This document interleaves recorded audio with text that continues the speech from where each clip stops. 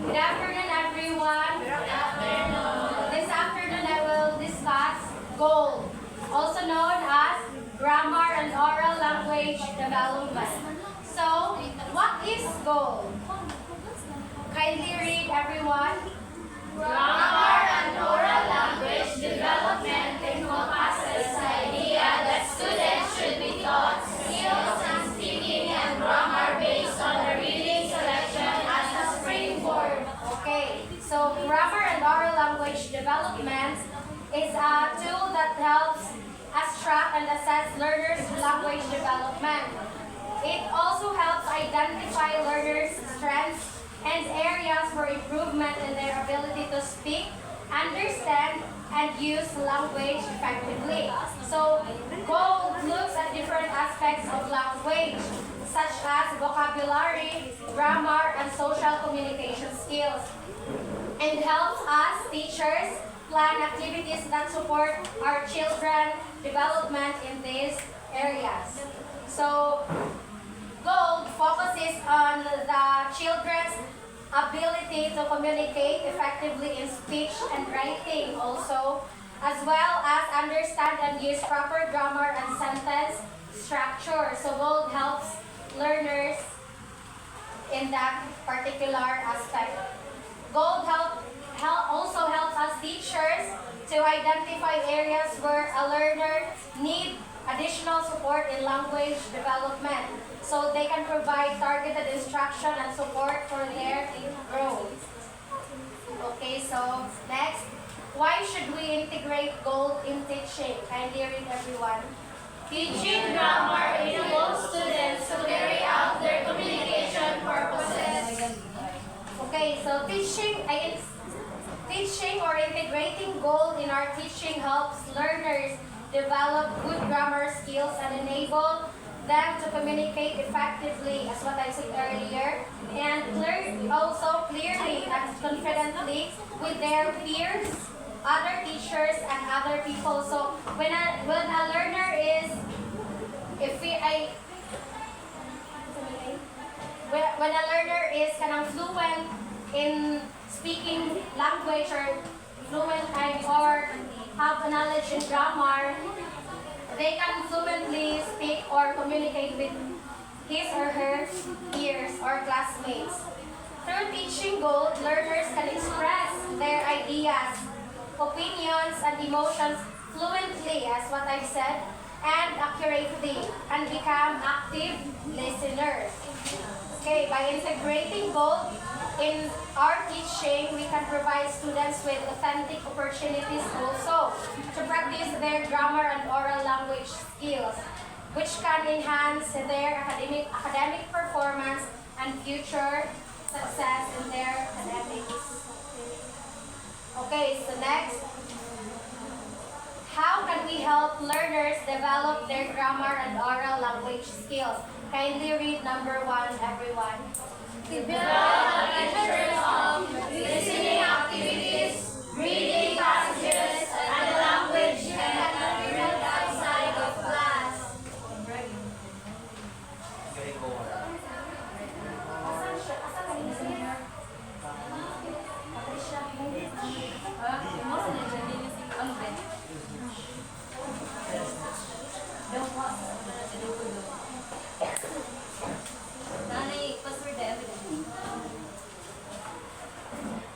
Okay, so how can we help learners develop their grammar and oral language skills? So we can incorporate grammar and oral language skills in our lesson planning, such as grammar drills, role playing, storytelling, and debate. So in these activities, we can help our students to develop their grammar and oral language skills. And here are some ways on how to develop learners' grammar and oral language skills. So first, okay, can you read again, everyone? Develop a teacher talk, listening activities, reading passages, and language and read outside of class. Okay. By developing a teacher talk, listening activities, reading passages, and vocabulary outside of the class, it helps in improving language learning. Teacher talk helps to create a strong connection between us, the teacher, and the student, and also exposes the students to different accents and ways to use the English language. Listening activities such as videos, music, and podcasts can further improve comprehension and vocabulary of the students. Reading passages provide students with the opportunity to read actively in context, which is important in developing comprehension, vocabulary, and fluency of the students. Language head reading activity helps learners to process and store new vocabulary in the long-term memory, which leads to better fluency and comprehension in the future. So these activities such as teacher talk, listening activities, reading passages, this can help the learners improve or develop their grammar and oral language skills. Number 2, kindly read everyone. Assist learners in their vocabulary, pronunciation, and grammar. Okay, by assisting learners in vocabulary, pronunciation, and grammar is important in order to help them communicate effectively and accurately with others. Vocabulary helps learners understand and use new words in their speaking and is important as it allows learners to be understood by others because if kanang mag-speak siya ng kahit ano na lang, hindi nasud sa grammar or kanang incorrect yung grammar ng student, hindi cannot be understand or understood, hindi siya tawag that, hindi siya magets ng iba. Okay, by assisting learners vocabulary, pronunciation, and grammars, we teachers and mentors can help them become confident and articulate communicators. In this way, learners can be more easily understood and understood by others, which ultimately can lead to enhanced communication and better relationships with others. Okay, understand? Do you understand? Yes. Do you understand? Yes, we do. Okay, number 3, can you read everyone? Fluency first before accuracy is considered. Yes, fluency first before your accuracy is often considered more important than accuracy in the early stages of language learning because it encourages learners to communicate and practice and puts them at ease to use the language. It is essential to strike a balance between fluency and accuracy in the long run to ensure that learners develop fluency and command of the language. So not all the time na pinapabayaan natin yung bata na i-consider yung error ng kanyang pagsasalita at hindi natin i-correct. Hindi natin pwedeng i-tolerate yun. Dapat i-correct natin yung bata pero in the long run pa ng pagsasalita niya ng language. Okay? Number 4. I hear it, everyone. Present grammar points in written and oral ways to address the needs of students with different learning styles. Presenting grammar points in both written and oral ways is considered to address the needs of students with different learning styles. Different students have unique learning styles and presenting grammar in written and oral ways cater to their needs. Diba? Some students may learn better visually, while others might prefer auditory learning methods. Grammar presentation in written and oral forms helps to accommodate all students. For instance, for visual learners, seeing the grammar points written on the board or in their textbooks can help them understand better, while in auditory learners can benefit from hearing explanations and examples. Presenting grammar in both written and oral ways maximizes the student's learning experience and understanding of the language. So, different students na may kanya-kanyang gusto or way of learning dapat ibigay sa kanila para mas ma-understand nila yung language na pinofokusan nilang learn. Okay, number 5. And hear it, everyone. Always provide examples. Okay, teachers need to provide examples when developing grammar and oral language skills because examples help students understand how to use the language correctly and accurately in different contexts. Providing also examples helps to make abstract grammar rules more concrete and easier to grasp. When introduced to new grammar points, students might not understand how to apply the rules in different situations. For example, ginagamit nila may word na ginagamit nila sa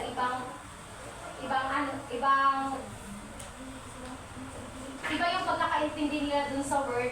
So ginagamit nila yun sa ano bang tawag dun? Sa other way nila ginagamit, hindi sa meaning talaga ng word.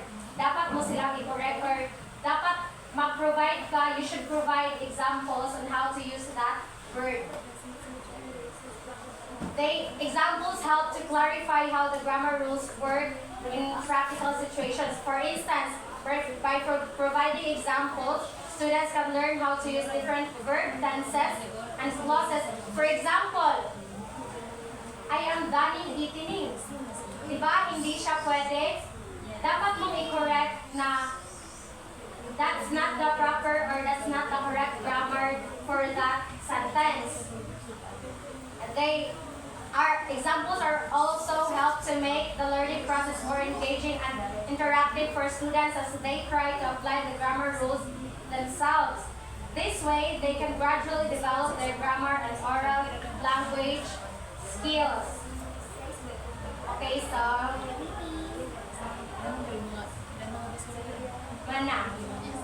I will show you now how to integrate goals in our lesson plan.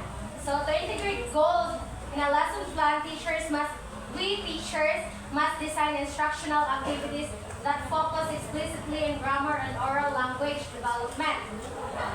Okay, this includes providing opportunities for students to practice grammar skills such as sentence structure, yung sabi ko kanina, yung pagbubuo nila ng sentence, and then parts of speech and verb tense.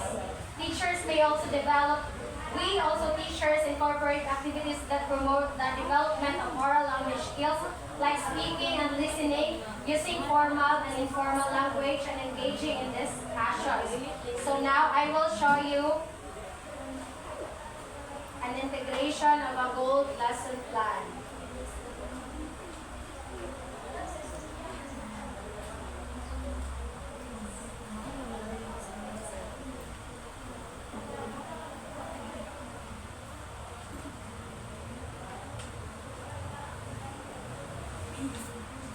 Okay, so the objectives. I will read to you the objectives.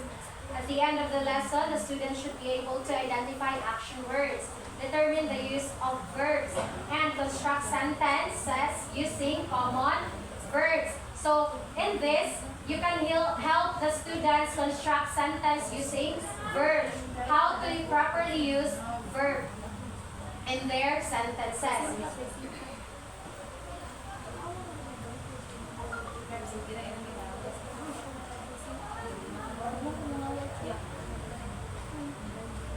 Okay, so there,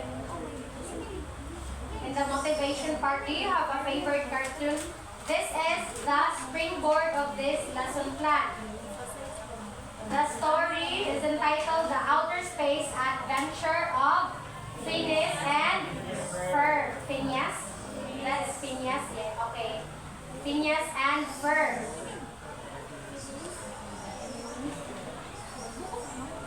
So this is the sample springboard of this lesson plan.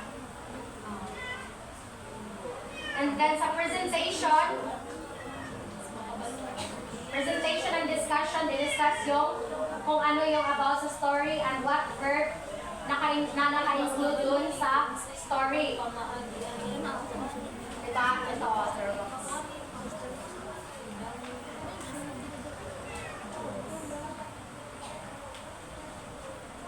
Then sa application part, yung play nila na word hunting. Kung ano yung mga verb, kailangan nilang ma-hunt yung mga verb na nandun sa story. For example, ride, laugh, run, read, eat. And then, mag-make sila ng sentence using those verb. Own sentence nila.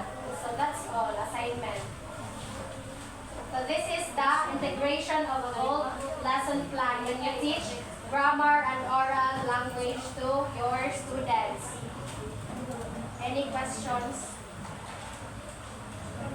Any questions?